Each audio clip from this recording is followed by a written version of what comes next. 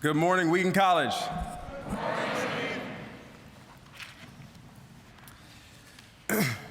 I'm accustomed to call and response, so you are free to say amen at any time.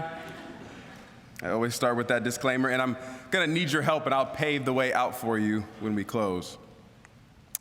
Let me rush to acknowledge my parents, Pastor and Mama Cartwright are here. They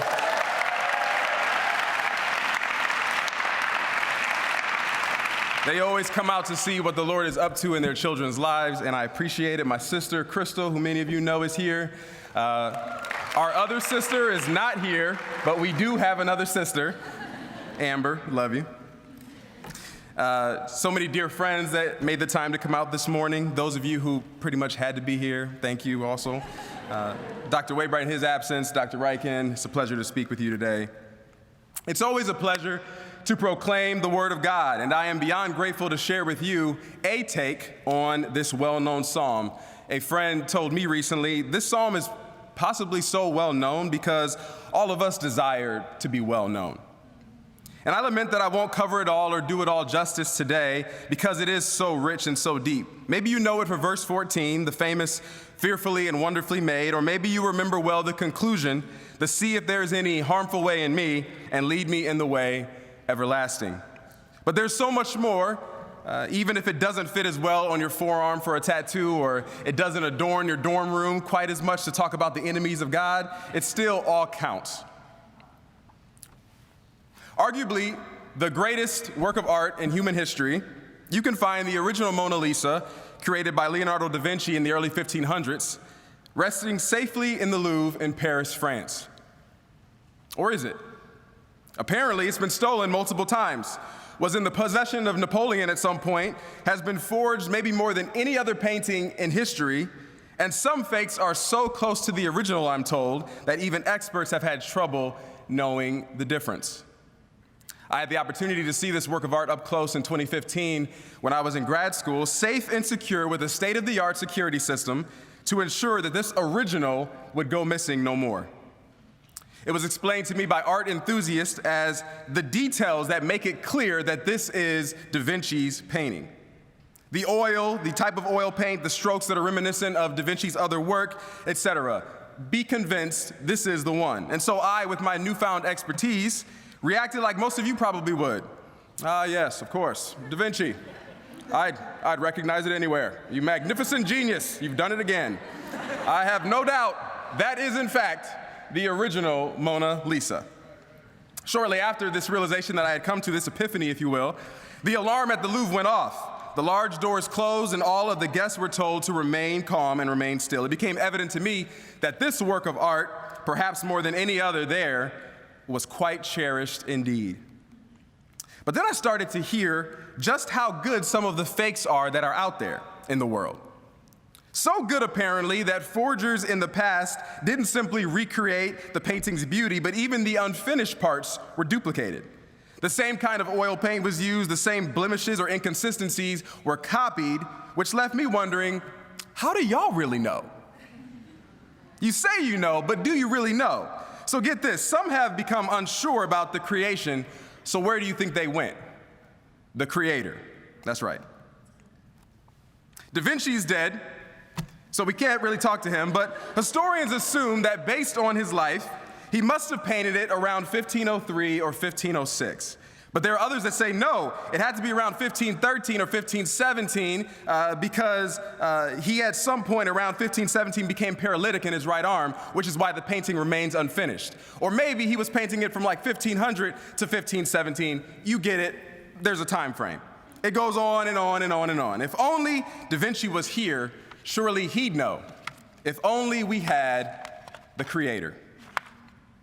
While we are going to focusing on the opening and closing sections of this psalm for the sake of brevity, I think we could use a glimpse of what's happening in the entire psalm. The hymn can be divided into 4 sections as best I can see. 1, the knowing God. That's his omniscience. He knows it all. That's where we will spend most of our time this morning. Number 2, the God that is there. That's his omnipresence. He's inescapable. Number 3, The creating God, that would be his omnipotence, the power to actually know and create everything. And then this conclusion, this section is where we see a bit of a chiastic structure in the psalm.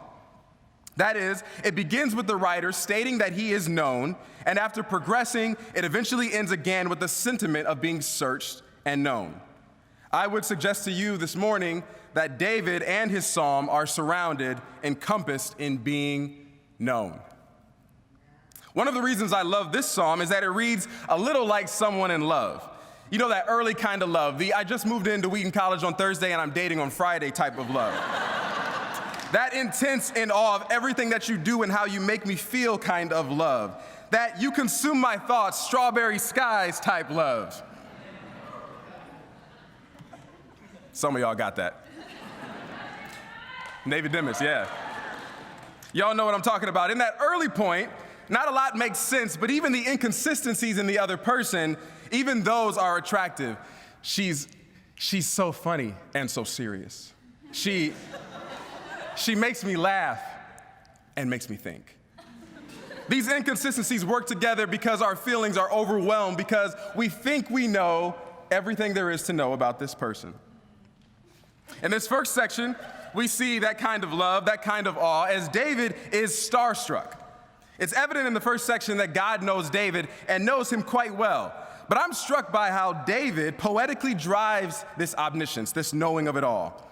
He juxtaposes back and forth. When I sit down and when I rise, you understand my thoughts. And those shouldn't be understood as just thoughts that pop into your mind, good or bad. They should be seen as intentions. God knows my intentions, what I would like to do, what I'd like to be up to. He knows those, but yet he knows them from far away. You know when I go out, but you also know when I lie down. If this wasn't enough, God's omniscience is literally surrounding David. This should not be mischaracterized as a hostile takeover or a siege that isn't wanted, but a hedge of protection, a preservation that you aren't, that everything that goes in front of you and brings up the rear is protected. That when I look to my left, my right is protected. When I look to my right, my left is protected. I'd be in awe of this type of knowledge. It's knowing that literally, this knowing is literally that David can't really grapple with. It's a knowing that literally sees more than David can see. If you are in awe of this type of knowledge, that's okay, because it's clear that David, the author, is. In fact, this omniscience and omnipotence is so staggering that David says it's too much for him to even comprehend. It's too wonderful. David is in love. David is known. I think we have a slide, one that I want to share with you. When is the last time you felt known? This young boy is Judah Roop. Some of y'all might know Judah. Yeah. I got permission from his parents, some of my best friends, to use these slides. This young man, as of yesterday, is 1.5 years old, despite the fact that he's about the same size as some of you. But Judah doesn't know everybody, and it took me a little while to get to know Judah. And so in what is potentially the greatest honor of my life, not only does he know my name, I'm affectionately known as Deve, but also I am the boy's godfather. So that was a flex. That was definitely a flex. Just wanted y'all to know. And I know I'm not alone in all that. I know a lot of people know Judah, and he loves them. But also, if we're being honest, there's some of y'all that don't know Judah, and he'll let you know. Judah will throw that face in his stroller, and somebody's like, "Judah, you're so cute." And he'll be like, "Have we met?" And he'll stay silent. And then if you keep pressing and he doesn't want to engage, he'll be like, no, all done. What a joy it is to be known. That's Judah Roop. Probably getting ready for nap time right now. Rest well, young prince. Knowing the story of David makes this psalm even weightier and applicable in our own lives. You all remember well that before David's little poems were published, long before he would level up in a bout against a giant, before he had the women of Israel dancing and celebrating about the tens of thousands that he had slain, prior to King Saul becoming jealous of this valiant, good-looking boy, long before he would take the throne himself and dance unashamedly in worship to his God, long before this king's eyes would begin to wander and lead him to adultery with Bathsheba and murder of Uriah, her husband. and before tragedy would strike his own children. Long before all of the noise of the city, David was a shepherd and a worshiper. On the day when Samuel the prophet anointed him over his older brothers, I might add, David wasn't even present. His father had to send for him because Samuel wasn't interested in his other brothers, because he was tending to the sheep. If you were looking for David, you'd find him with the sheep, you'd find him with God. Not distracted by the pomp and circumstance, the status of the city, not by what didn't really truly know him. You'd find David with God. I really want to drive home this point, so if I were Coldplay, I might put it like this. I used to rule the world. Seas would rise when I gave the word. Now in the morning I sleep alone, sweep the streets I used to own. I used to roll the dice, feel the fear in my enemy's eyes. Listened as the crowd would sing, now the old king is dead, long live the king. 1 minute I held the key, next the walls were closed on me, and I discovered that my castles stand upon pillars of salt and pillars of sand. It was a wicked and wild wind, blew down the doors to let me in, shattered windows and the sound of drums. People couldn't believe what I'd become. Revolutionaries wait for my head on a silver plate, just a puppet on a lonely string. Oh, who would ever want to be king? David had become lost, unknown, it would seem, distracted with the city and its allures, surrounded by people who wanted him, maybe even respected him, but who didn't know him like that. And all of you in attendance, particularly student, does chapel find you lost in the city this morning? Is it possible that you've forgotten your own first love and gotten turned around by what would like to get to love you, but don't really know you like that? I know I have. Have you left the pastures and gotten lost in the city? Have you maybe never experienced the pasture, that sweet time of communion with a God that knows you just as well as he knew David in this song? Maybe a better question for those of us who are not considering kingship anytime soon would be this. What's your city? What is competing for your attention and threatening to pull you away? When I'm online, I'm shocked at how quickly I'm looking at a website and a previous website will show up. I clicked on an article about the Equal Justice Initiative, and Google feels compelled to tell me at the bottom of the screen, at the side of the screen, and everywhere in between about the H&M sweatshirt that I looked at a week ago but I didn't buy. Has nothing to do with the article or my current search, but Google, because it knows me, decided to reach out. Steve, we know you like this sweatshirt. It's okay, Google, I actually have a black H&M large sweatshirt. Yeah, but this one is intentionally baggy. It will fit different than the slim fit one that you bought. And it'll go better with those white tennis shoes that are all the rage these days. You have to have them. Or Netflix. Netflix and I somehow got on a first name basis. They'll send emails, Steven, we think you'd like this. You don't know me like that. Oh, but we do. We have your credit card information. We have your address. We have what you've been watching. You watch this documentary, so you'll like this one. You like movies with this actor, so we'll put him in this one. Watch it, and I'll say, I'm gonna take some time off. And they say, that's okay, we're sorry to see you go. You'll be back. But with God, there is a difference, and I don't want you to miss this juxtaposition. With God, you will find someone who knows you far beyond your own preferences, your accomplishments, your expectations, even what you consider to be your best. With God, you will find someone who knows you at your very worst and yet chose you and I, who caused and saw your beginning, sees your end and every detail in between, and with that in mind, chose you and I. What to do with your greatest shame, you might ask? What to do with your darkest secrets and angst, your biggest regrets? What of your greatest insecurity or thorn in the flesh? What of the ways you've treated others and of yourself been treated? Also known, also chose.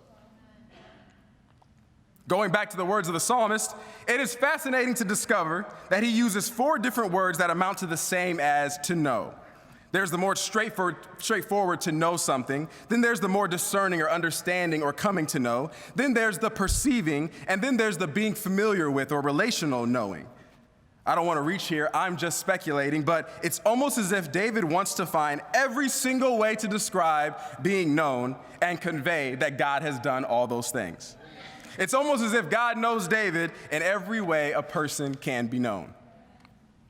This knowledge is further reinforced by the omnipresence and omnipotence that follows, that this God searched and knows us, and after doing so, decided to rock with us. And there in these next verses, we see the same beautiful juxtaposition or merism where two competing concepts speak to completion. If David ascends to heaven, there he'd find God. If he takes up residence in Sheol, or this dark place of the dead, and there waiting for him is God. This presence, this knowledge is so potent, so mind-boggling, that things literally don't make sense anymore. David says himself, if I say surely the darkness will overwhelm me, and the light around me will be night, even darkness is not dark to you, and the night is as bright as the day. Darkness and light are alike to you. I don't know about you, but so much of the church is what claims to know me, but don't really know me like that. I felt conflicted because parts of the church have been the source of so much pain, either for myself or maybe for many of you. It's within the church that I've found racism, sexism, and some of the most pain. But I'm finding out something. In the words of Frederick Douglass, perhaps I myself was falling in love and looking to be known by the Christianity of this land and not Christianity proper. It was Douglass who said of the two, I recognize the widest possible difference, so wide that to receive the one as good, pure, and holy is of necessity, to reject the other as bad, corrupt, and wicked, end quote. And what's worse, I myself have made this association with God. So every time I feel like the church is silent on areas of justice about human life, I become hurt not just by Christians or Christianity, but seemingly by Christ. If you haven't gathered yet, as I prepare to take my seat, I'm heading somewhere, and you're running out of time to get it because I'm about to take my seat. I think, given that in this pulpit, and the fact that Resurrection Sunday was less than a week ago, I think it's appropriate to give you some good news.